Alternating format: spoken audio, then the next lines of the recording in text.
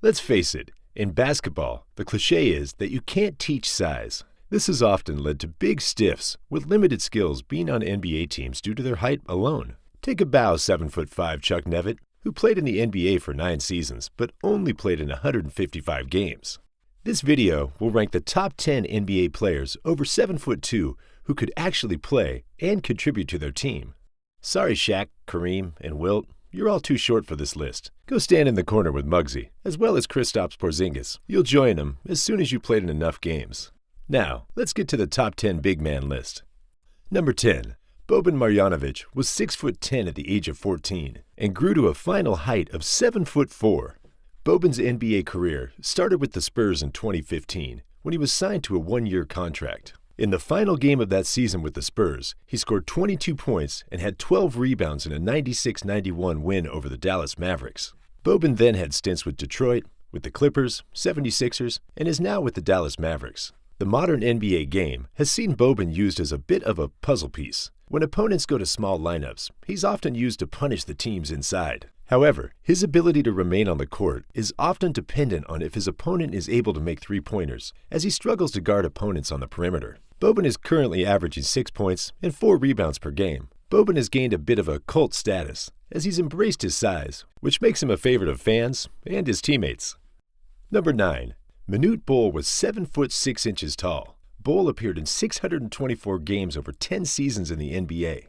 He was selected by the Washington Bullets in the 1985 draft. Bol played for the Bullets and 3 other teams over the course of his NBA career, which lasted from 1985 to 1995. Bol is considered among the best shot blockers in the history of the sport and is the only NBA player to retire with more career block shots than points scored. As of 2020, he ranked second in NBA history in block shots per game and 16th in total block shots. Bol was notable for his efforts to promote human rights in his native Sudan and aid for the Sudanese refugees. Sadly, Bol passed away in 2010 from acute kidney failure. Number 8. Shawn Bradley was also a towering 7'6" tall. He was drafted by the Philadelphia 76ers with the 2nd overall pick, behind Chris Webber and ahead of Penny Hardaway in the 1993 draft. He was seen as a project with huge long-term potential. At times he struggled in the NBA due to his thin build, as he weighed just 235 pounds. The 76ers hired a strength and conditioning consultant, Pat Croce, and a dietitian to help add bulk to Bradley's skinny frame. For much of his career, Bradley was an inconsistent scorer and rebounder, but he always excelled at blocking shots. He was traded to New Jersey and then finished out his career in Dallas. Bradley has often been maligned, and he was posterized many times as he was willing to challenge would-be dunkers. However, he had a solid career, averaging 8.1 points, 6.3 rebounds, and 2.5 blocks in 23.5 minutes of action per game. Number 7. George Murison was a staggering 7 feet 7 inches tall. He was selected by the Washington Bullets in the 1993 NBA draft. He played in the NBA from 1993 to 2000. However, a promising career was derailed by injuries. His best season came in the 1995-1996 campaign, when he averaged 14.5 points per game.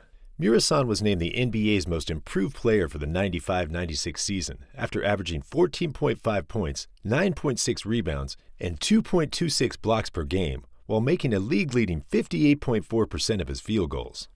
Overall, he holds career averages of 9.8 points, 6.4 rebounds, 1.48 blocks per game, and a 57.3 field goal percentage. He joined the New Jersey Nets for the final 31 games of his career. Outside basketball, Murison has dabbled in acting, playing the title character in My Giant, starring comedian Billy Crystal.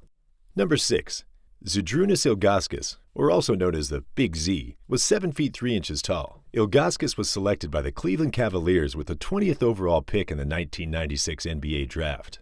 In the earliest parts of his career, he suffered through a myriad of foot and ankle injuries. He spent the entire 96-97 season on the injured list due to a broken bone in his right foot. He was named the most valuable player of the Rookie Challenge during All-Star Weekend and was selected to the All-Rookie First Team in 1997-98. Ilgauskas averaged 17.2 points and 7.5 rebounds in the 2002-2003 season. He was selected as an All-Star, but the Cavaliers finished with the 3rd worst record in team history at 17-65 and landed the number 1 draft pick. The Cavaliers drafted high school phenom and future NBA MVP LeBron James in 2003. James teamed up with Ilgauskas and Drew Gooden to form the core of the team. Ilgauskas only missed 9 games over the next 3 seasons and was selected as an All-Star again in 2005. For the next 4 seasons, Ilgauskas was the starting center for the team, which had turned into a contender. They reached the NBA Finals in 2007 and the Eastern Conference Finals in 2009. For his career, he averaged 13 points, 7 rebounds, and 1.5 blocks per game.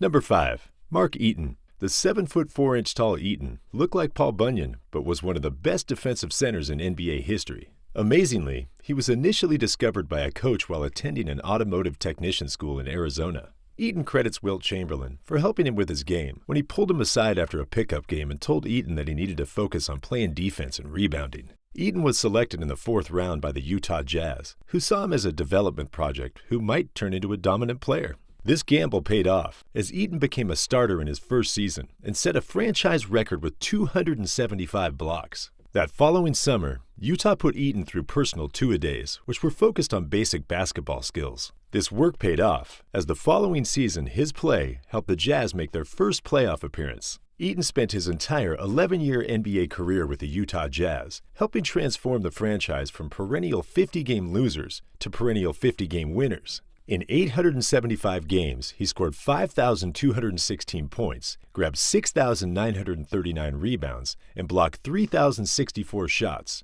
Eaton retired in 1993 due to a degenerative back condition. Eaton continued to live in Utah after his playing career. Sadly, he died after a bicycle accident in May of 2021 at the age of 64. Number 4. Arvydas Sabonis is considered one of the best big man passers as well as one of the best overall centers in the history of the game. Bill Walton once called Sabonis a 7'3" Larry Bird due to his unique court vision, shooting range, rugged in-game mentality, and versatility. He came to the NBA after the prime of his career and was still able to average 12 points, 7 rebounds, and 2 assists per game. The question that is frequently asked about Sabonis' NBA career is how good could he have been had he played in the NBA during his prime. Sabonis was already 30 when he joined the Portland Trail Blazers, by which time he had already won multiple gold medals, but had suffered through numerous injuries and had lost much of his mobility and athleticism.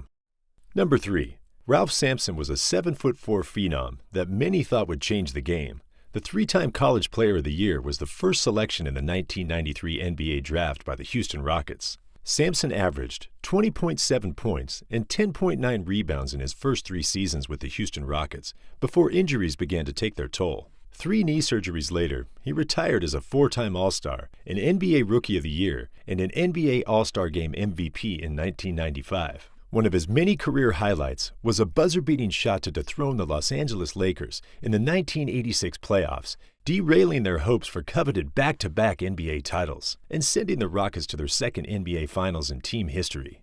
Number 2. Rick Smits. The Duncan Dutchman spent his entire career with the Indiana Pacers. The 7'4" center was drafted by the Pacers with the 2nd overall pick in the 1988 NBA Draft and was an NBA All-Star in 1998. Throughout the Pacers' playoff runs in the mid and late 1990s, Smits was considered the number 2 player behind Reggie Miller on a deeply talented Pacers. Smits' highest point-per-game average was in 1995-96, when he averaged 18.5 points per game. The Dutchman endeared himself to Pacers fans with outstanding playoff performances, most notably in Game 4 of the 1995 Eastern Conference Finals, where he made a buzzer-beating shot to tie the series.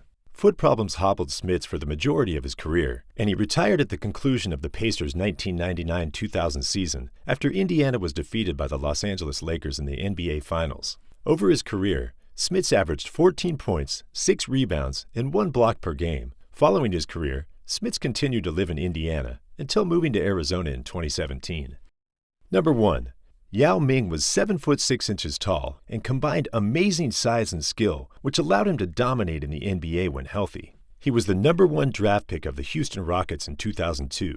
Many thought Yao would struggle in the NBA, and Charles Barkley had to kiss a donkey in Yao's rookie year as a bet that Yao would never score 20 points in an NBA game. Yao was selected to start for the Western Conference in the NBA All-Star Game 8 times and was named to the All-NBA team 5 times. After missing only 2 games out of 246 in his first 3 years of NBA play, Yao experienced foot and knee injuries that curtailed his career and led to his retirement from basketball in 2011. Overall for his career, Yao averaged 19 points, 9 rebounds, and 1.9 blocks per game. Post-retirement, Yao was elected as chairman of the Chinese Basketball Association. Relations between Yao and his NBA team, the Rockets, cooled following a tweet in 2019 from then Houston general manager Daryl Morey, suggesting that Taiwan should be supported in their fight for freedom.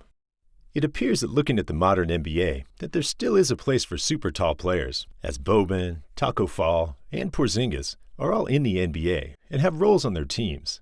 However, it is clear that the super bigs will be matchup puzzle pieces, as the three-point line has made it difficult for them to play extensive minutes, as they're unable to guard players on the perimeter. This might be for the best, as the bigs struggle to play extensive minutes and stay healthy. Thanks for watching. Please like and subscribe to this channel.